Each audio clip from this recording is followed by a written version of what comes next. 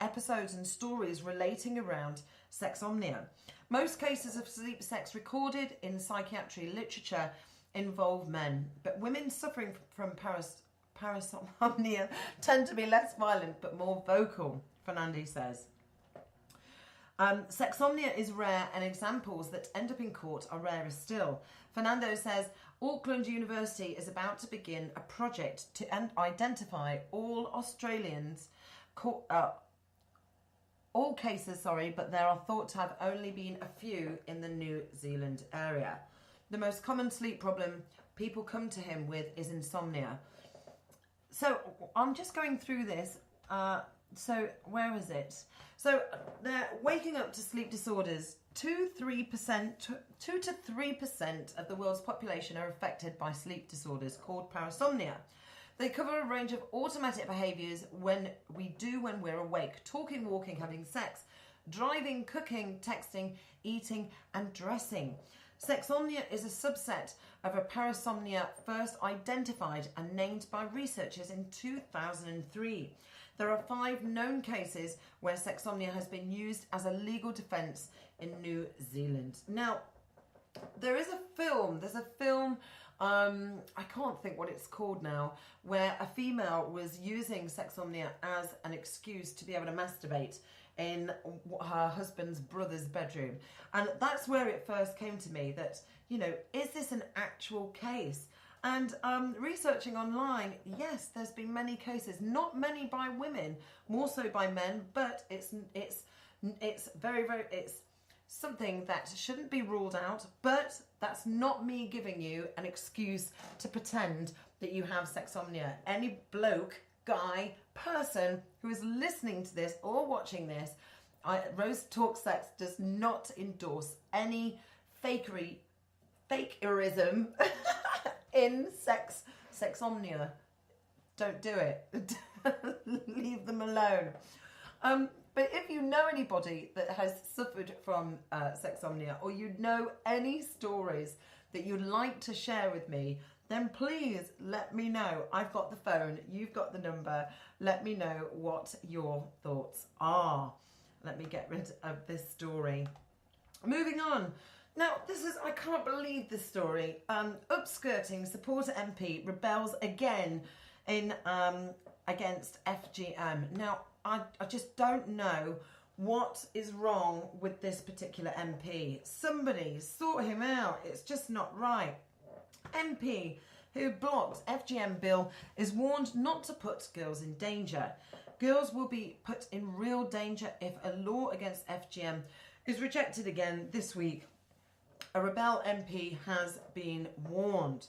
Ahead of fresh attempts to close a legal loophole, activists have said that if Sir Christopher Chope, I think it's Chope, objects again, he should examine his conscience.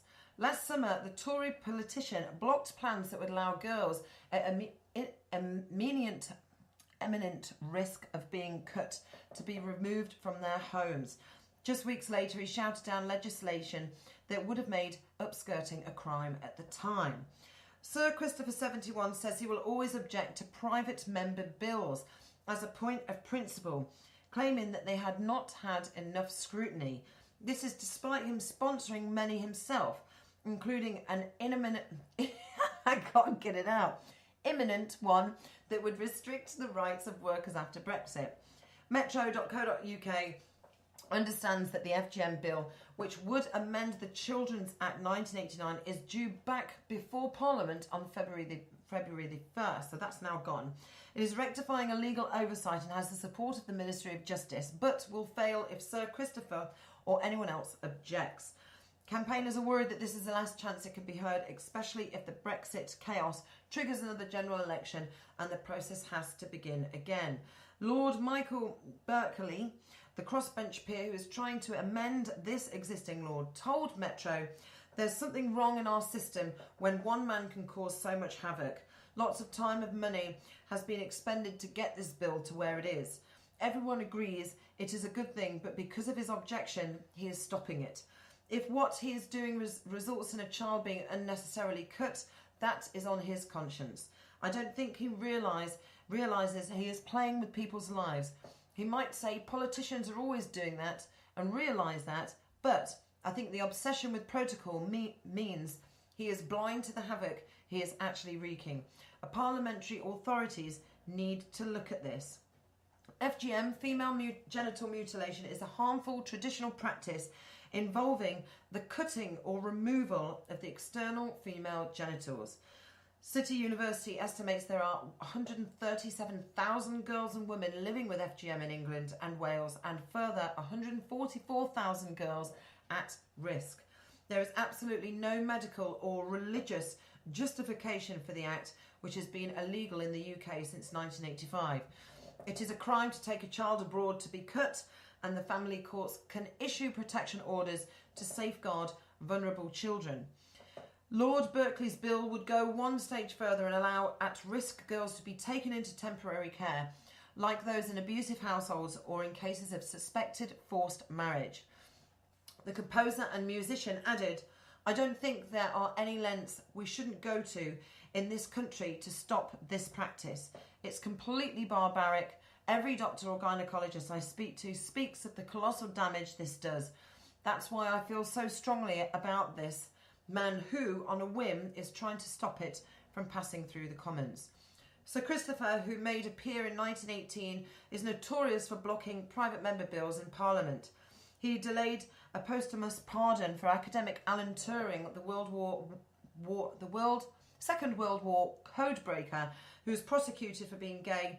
He also shouted down laws that would have banned the use of wild animals in circus performances, and another that would have restricted hospital parking charges for carers. Last June, he objected to the amendment to the Sexual Offences Act that would make upskirting a crime, and a bill was finally passed early this month, making it illegal to take unsolicited photos of women's clothing. The Metro did repeatedly contact Sir Christopher for comments, and he did not answer specific questions about the FGM bill. What is wrong with this guy? Jesus Christ, I cannot understand how anybody in the right mind, what is wrong with him?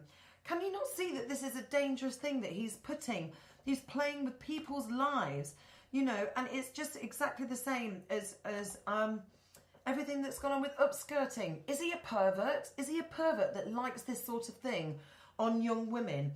Because this is something that, whether he thinks it's principle to go against a private members bill, this is somebody's life you're messing with. This is somebody's body. Who on earth do you think you are to defend?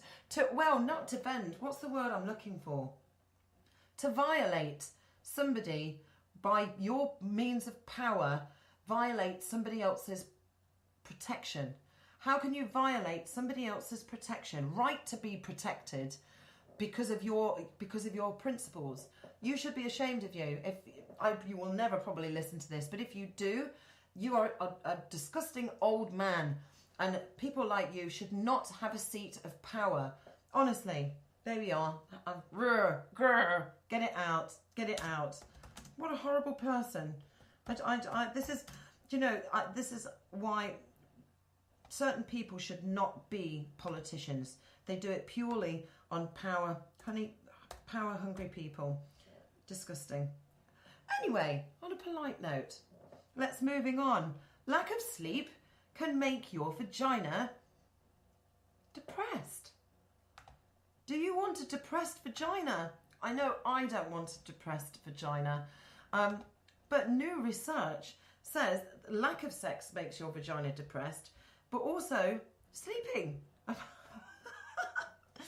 We all know that a healthy sex life keeps our immune system, lessens pain and relieves stress. It makes for a happy life. Do you know, I've put this story out saying that it's a lack of sleep makes your vagina depressed. It's not.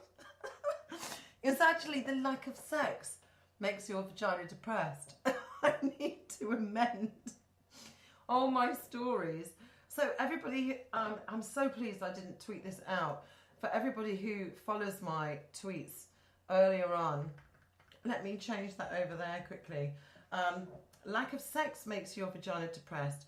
You know, lack of sleep makes my whole body depressed. I don't think it's just my vagina. Lack of sex. Now, let's listen to this first. Let's listen to this first and see what she's got to say. See what these people have got to say first before we break down this story. So we all know that a healthy sex life keeps our immune system humming, lessens pain and relieves stress. It makes for a happy life. But what happens when we don't have sex? Well, according to a new research, we can become depressed, or more specifically, our vaginas may become depressed. Having a depressed vagina is a real condition backed by science. Those suffering from this condition experience burning and itching sensations despite there being no signals of an infection down there. Put simply, having sexual intercourse is an important part of a woman's health. Sexual abstinence can make our vagina depressed, and this can also lead to vaginal atrophy, which causes the vagina wall to become thin. Vagina atrophy, or the thinning of the walls, could be due to a variety of factors, said Courtney Getter, a sex therapist. Lack of sex could be one. The vagina is a muscle where consistent use can help maintain comfort with many activities, including sex. Getter said, sex and orgasm helps blood flow to the muscles, which is needed for oxygen to reach the muscles as well. Just like with working out, a daily activity, consistent sexual play, either with self or a partner, is helpful. Other factors that contribute to vaginal atrophy are smoking and no vaginal births. Vaginal atrophy can affect women of any age, but is prevalent among menopausal women. As we know, estrogen is needed to regulate our ovulation and menstrual cycle, but when women experience menopause and stop producing estrogen, the walls become thinner and drier. It also affects women treated for breast cancer and women who have a medical condition called premature ovarian failure, in which they stopped producing estrogen before they turn 40. According to Dr. Kenneth Taylor, an obstetrician and a gynecologist, there is a change of estrogen level in women when you see a thinning of the vagina, a loss of ruga, and which are the folds in the vagina, bleeding or loss of lubrication. Still, study shows that most women are familiar with vaginal atrophy or its cause, and therefore it's no news that many never mention the symptoms to their healthcare provider. You may be experiencing vaginal atrophy if there's dryness, irritation and soreness, and some women may also experience a burning sensation, particularly when they're pain during sex and frequent urination. There may also be itching because of the loss of lubrication. Getter said lack of sexual activity decreases the muscle tone, which causes the muscle to become weak due to the lack of use. They need some form of sexual activity with partners or with self to keep the muscles functioning.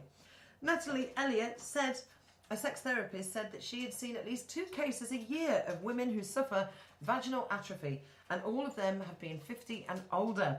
Most of them are women who haven't had sex for a long time, and it's her job was to help them get mentally and physically ready again to have sex. To help her clients suffering from vaginal atrophy, Elliot said she at first gets them used to being touched. It could be as simple as going on a date or holding hands, as well as experimenting with various forms of foreplay for a while before sexual intercourse happens. She also recommends her clients use lots of lubes, moisturizers and lubricants that will go a long way. There is also a massage, the vaginal massage or a yoni massage, which helps get the muscles relaxed and the blood flowing. Getter said, in the end, it's all about exercising the tissue through various forms of sexual activity. How often will vary according to the person or relationship. Having sex or engaging in any form of sexual activity on a regular basis is an important part of a woman's health. So then, Colin, welcome back to the show. Hey! I've been trying to listen Yeah. in the van, but it seemed quite quiet on Periscope. I don't know if it was just me or whether you... No, I don't want that. That's just plain water. It's not very nice. It has been quiet. It's been interesting that I've had to go backwards and forwards on the sound tonight. Oh. I know. So how is your vagina?